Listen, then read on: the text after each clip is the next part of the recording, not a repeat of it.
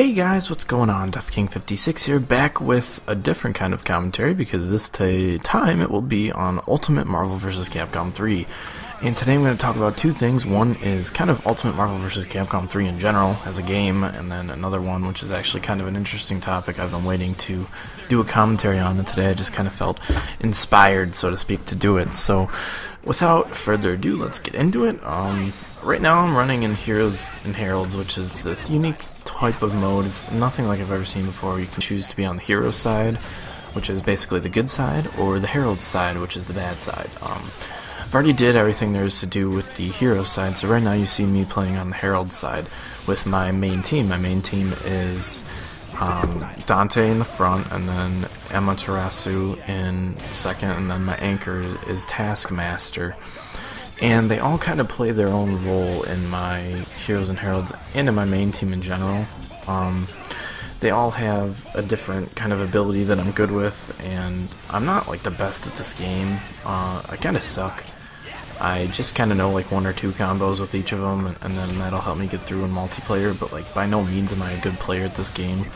It's a lot of fun to me though. I love fighting games, and I'm getting better at them now that I kind of understand that it's not just a button masher, you know, there's some sort of delicacy to these combos.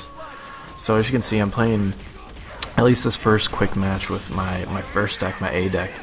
And this one is really what I use to kind of kill them with my hyper combos, because it's made up of Mephisto, Chuck Green, and Rogue. And Mephisto starts my match with two hyper combo bars.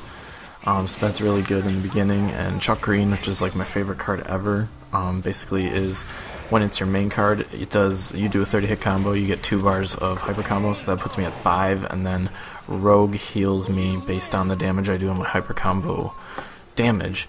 So it helps me a lot. I can get a lot of bars, I can get a lot of hyper combos off, and it really KOs enemies pretty ridiculously. But as you can see here, I'm moving into the next match. I switched to my B deck, which seems to really took my main deck by storm, which is Raytheon, which is a 10 hit combo equals you poison the other person and your attack powers up for 1 for temporary. And I love this card a lot. And there's Ms. Marvel, which damages enemies based on how much you get damaged, so it's like the opposite of Rogue. And then the Chuck Green, but not as the main card. My main card's Raytheon, and as you can see, I do really well. These are tough battles, actually. These are like the bonus stage areas, so the computers are kind of ramped up an extra star, and it's kind of ridiculous, actually. I do pretty good though. As you can see, I kind of spam the same combo over and over to get my hyper combo up, and then kind of just freeform from there. And kind of one thing I want to talk about is I'm going to start putting commentary to just different video game videos. It's getting tougher to record Modern Warfare 3, and it's getting kind of bland. It's getting kind of annoying to do, and when that happens, it's kind of time to change it up. So for a little bit, you're going to see some random gameplay like Ultimate Marvel vs. Capcom, maybe Battlefield 3, maybe other different things that I record now that I fixed my PVR. I believe I fixed it for good, which is great actually for this channel and just in general. So be on the lookout for that. If you want to see more Marvel vs. Capcom 3, me trying to fail with other characters, let me know. Put them in the description. Make a comment or PM me, let me know. And if you have the game, let me know, and you can rate me, because I suck at this game.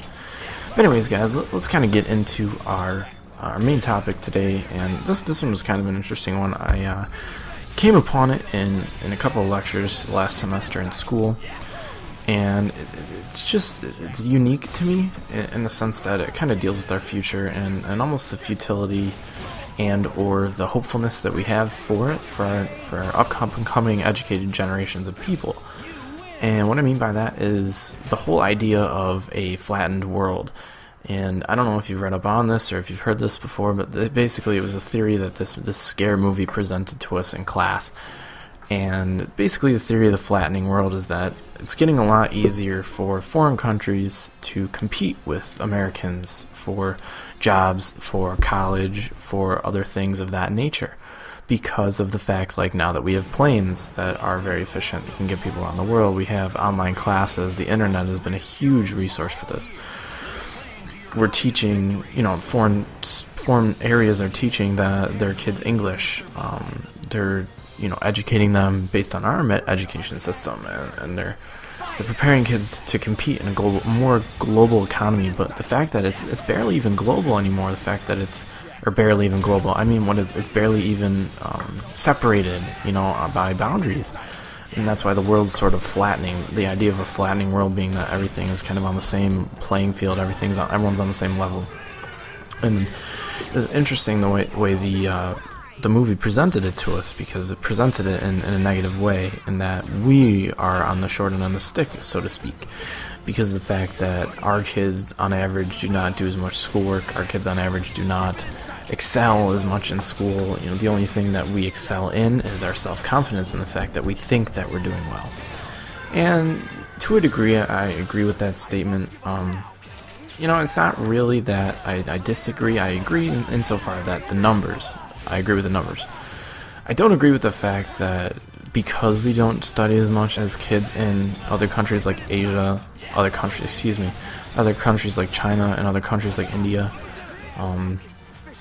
you really don't speak to the fact that we do other things. And I'm going to get into that a little bit later, but I kind of want to address the issue of the whole premise of the movie. The premise of the movie was that these kids in India and China, they work so hard, and they have these high goals, and they're going to be very successful when they get older, because their jobs they're going to be engineers, they're going to be mathematicians, they're going to be doctors, they're going to be lawyers, they're going to be PhDs, stuff like that, which to a degree is true, but in a degree it's not so much true.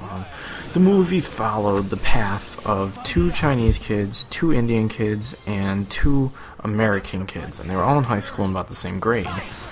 And the 2 American kids they portrayed, which they thought they portrayed as average, quote unquote, were actually way above average. And the kids that they portrayed in China they were right about average. And in India, they said they were about average. So I'll take their pick there. I've never been there. It's not really someplace I want to go, let alone research on the demographic of people there. But I can only speak for experience here. They picked 2 kids that were above average. One of the kids wanted to get into Purdue for computer programming, and one of the girls wanted to go some prestigious college, whatever. The 2 people in China wanted to go to like Harvard and Cornell and Dartmouth and all those places, and the 2 kids in India wanted to go to either Harvard or like this institute for engineering there. And it followed their lives, like their daily lives, what they do. It basically showed like the American kids goofing off and like watching Grey's Anatomy, and like it showed the Chinese kids and the Indian kids studying, going to tutors, going to school on Saturday, blah blah blah, the whole shtick. But as the movie developed, they started to get into the extracurriculars that I feel are more important than just schoolwork. Right now, in this sort of economy, this sort of college market, so to speak, a lot of schools aren't looking for kids that are 4.0, high school students. They're looking for kids that are well-rounded. Looking for kids that are experienced in the world. They're looking for kids with people experience.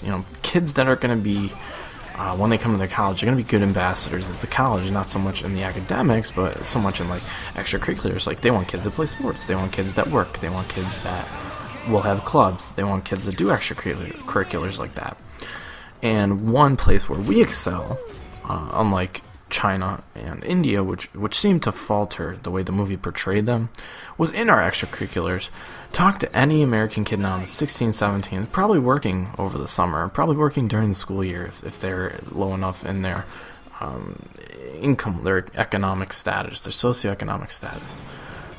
Go over there, and none of those kids are working. Those kids are studying and going to tutors and learning. In a way, I believe that workplace experience is a lot more valuable than, an extra 7 hours a week of school. Because not only are you learning how to work, how to earn money, but you're dealing with people for the most part, and you're dealing with more responsibility in a different way than just going home and doing your homework, spitting out sentences back on the tests. And things like having a job or playing a sport or being the president of a club, I think are a lot more important than other things could possibly be in school. And that was something the movie really didn't address, was these extracurriculars that really make people stand out. And quickly, I'm going to try to get my thoughts here in the waning commentary, but I believe that in the future of our global economy, it's going to be made up of a bunch of thinkers and a bunch of people who are innovative and who are creative. like, I mean, I hate to use the reference Steve Jobs, but I have to.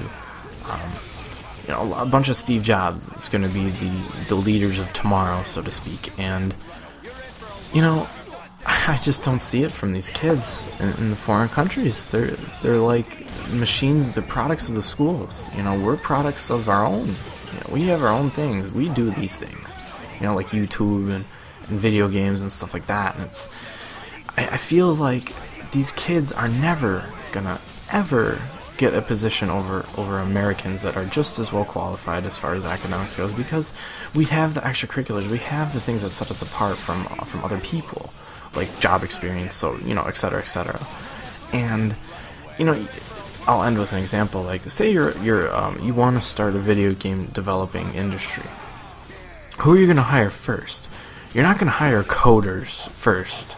You're going to hire people that have a vision for a game. You're going to hire people that can put an idea to paper, and not like art designers, but like thinkers. You're going to hire people that say, what if I made a game with blank, and we had blank and blank? You can always hire coders to do what you tell them, but coders are just going to code. You want thinkers. You know, a successful company needs to have a vision, a scope, something that drives them, that motivates them to do better and outcompete other businesses. And, you know, in a capitalistic society where you need to, you know, if you can't compete, then you die and you go bankrupt and you're done. So you're gonna hire the thinkers that can think of these innovative ideas, and then the coders will come, because, you know, they're gonna work for a company that has some sort of unique vision that they can make money at. And, you know, in the end, the Asian kids didn't get into their school, and the Indian kids didn't get into their school, and the American kids did. So, food for thought, guys. Hopefully you enjoyed this commentary. This has been FFXIII. I'll see you guys later. Have a nice night. Peace out. Bye.